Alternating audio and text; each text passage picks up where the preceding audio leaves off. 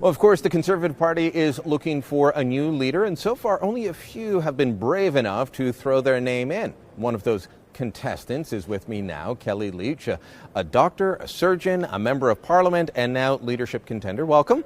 Thanks for having me. So what made you decide to throw your hat into the ring? You've been an MP since 2011. Before that, you were a doctor. We'll get into that whole business later. But yes, some people would say 4 years in, that's not enough time. Well, I've been passionate about our party and passionate about the country for decades. I've been a member of the party since I was 14, and for me... So 3 or 4 years now? Yeah, look, I am, in my mid-20s for sure. But, I'm passionate about the party. And we were very blessed. We had an amazing government that was focused on being fiscally responsible, doing the things that had our economic house in order for a decade. Lowering taxes, making sure we dealt with the debt, creating jobs. Mm-hmm. And I believe that the party can be even more than that we can answer the question why for our membership and for the Canadian public. And for me, simply put, it's about hard work so we can go help others. What do you mean the question why? Well, as fiscal conservatives, as individuals that make sure that we can serve our resources, we do that so in the future we can make sure that, for example, my dad's business can grow larger so we can employ more people. Or as fiscal conservatives, we know we can serve our resources. So if someone has a disability, we actually can take care of them. We're compassionate. If you're a young person and you're looking to see what's that great opportunity for skills development, we can help develop those opportunities. And as I say, it's about working hard so we can help others. More broadly for us as conservatives, our conservative values, I think, are rooted in that. Working hard, making sure we're generous, freedom from government interfering in our lives, and making sure that we're tolerant. Do you think that people get the correlation between what we're paying in terms of debt payments, the interest on the debt? I mean, province of Ontario, you and I are both from Ontario. Yes. We're sitting in Vancouver now, but we're from Ontario.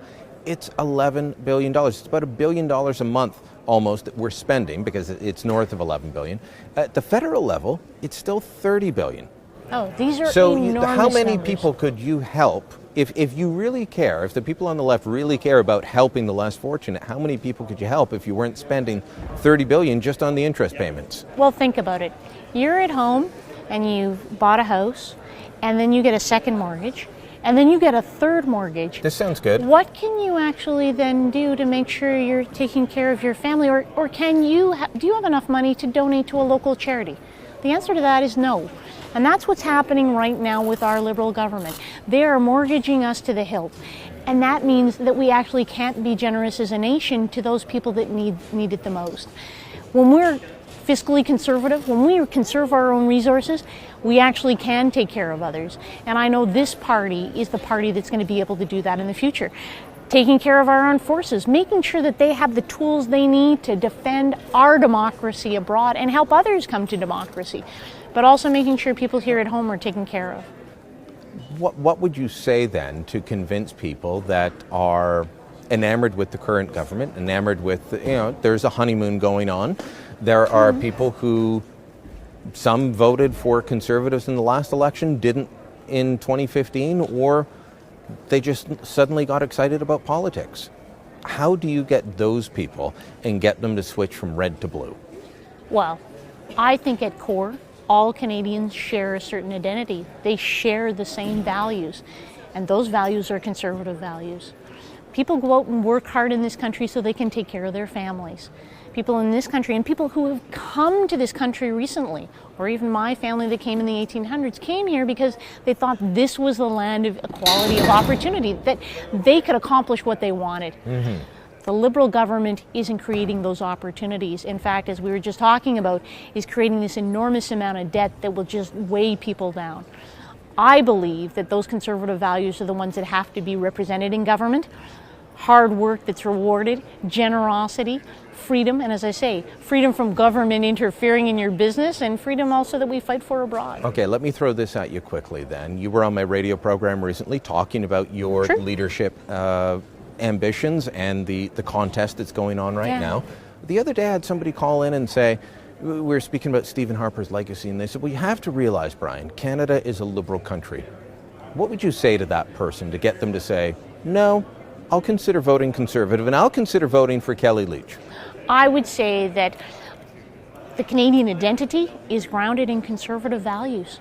And those conservative values are the values that we all as Canadians live every single day. We go out and work hard so we can take care of our families. We believe in freedom. Freedom both that we fight for abroad and freedom here at home, economic freedom from government bureaucracy and governments interfering in our small businesses, or actually if you're a gun owner thinking you should have a long gun registry. We are the party that represents Canadians' identity and why people come to this country. And that's why I believe overwhelmingly Canadians are going to be voting Conservative in 2019. Kellie Leitch is, as I said off the top, many things.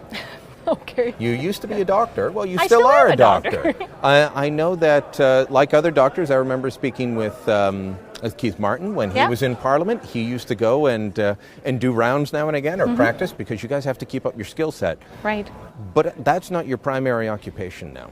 Well, when someone is a doctor, you spend a lot of time going through educated. medical school, Yes. going through training. Why did you leave being a full-time doctor Yeah. to become a politician? What was the draw for Kellie Leitch to say, I want to do something different? Well, you know, in 2006, I was asked to chair the panel for the Children's Fitness Tax Credit. And it was the first time I could take my professional background as a doctor and apply it to good public policy development. Instead of just 150 children a week or so that I would see, over 8.5 million Canadian children benefited from that. Something that I think that Canadians appreciated to get their kids out and active. In 2011, I stepped up to run for two reasons. Two mentors that encouraged me to. Jim Flaherty on the one hand, who wanted me to run because he saw it as a great opportunity to have, I think, a young woman who is well educated involved in our government. But on the other, a guy named Dr. John Wedge. He's the chief of surgery at Sick Kids. And John was very clear with me. He said, you know, you have a responsibility to step up. We need the healthcare profession represented in government, and you'll have an opportunity, Kellie, to not just influence 150 families a week, but literally millions of Canadians. And he's right. Public policy development in this country is extremely important. And as I mentioned before, having that Canadian identity, conservative values represented in government, I think is important. They are what built this country, and they were those that will actually allow us to be a united country moving forward. Well, as a conservative working in a socialist healthcare system, you must have been frustrated at times. I always tell my American friends who are worried about this, I say, look, when you get into Canada's healthcare system, you'll be well looked after. It is, you know, the care is fantastic. It's getting in that is going to be the problem.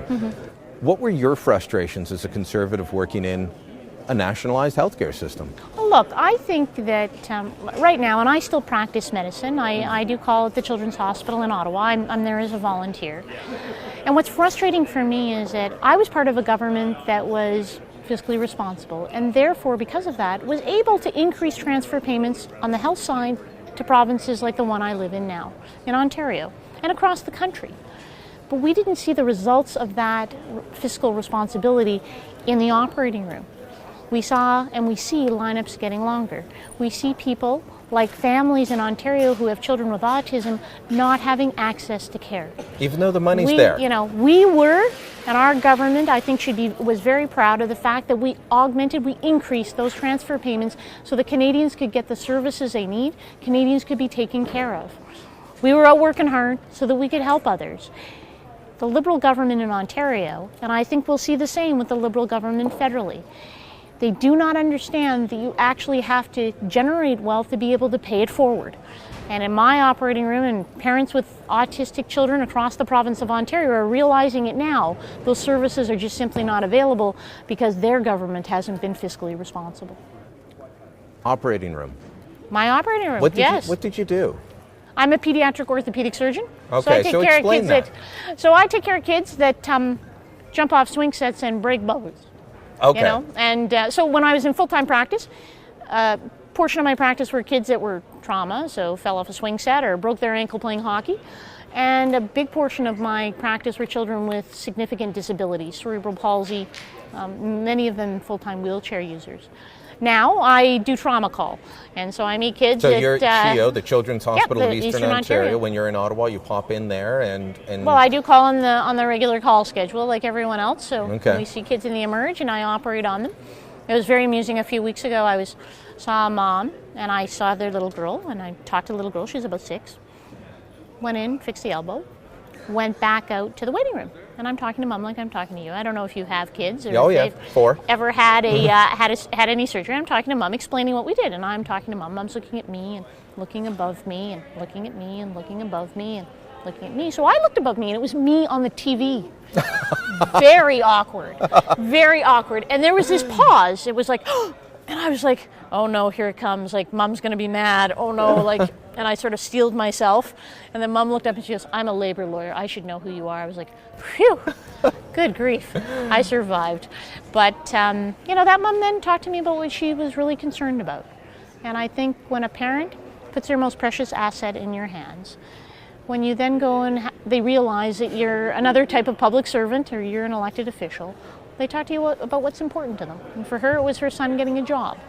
And that was important for me. It makes me, those type of experiences and working at the hospital, I think, make me a better parliamentarian. They allow me to actually understand at a very grassroots level what Canadians are going through and not to get caught up in the bubble of Ottawa. And there is a bubble, and I'm guessing that you're getting lots of feedback as you travel the country right now. It's outstanding. I have to say it's a complete privilege being a member of Parliament, but it's also outstanding meeting so many Canadians across the country and getting their input during the leadership campaign.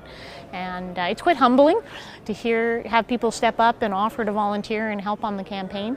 And for me, what I'm hearing about is, as I said before, this Canadian identity. Certain values that Canadians all actually live every day.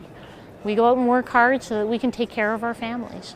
And that's what I'm focused on over the course of the leadership. Kellie Leitch, thanks so much. Thanks so much for having me.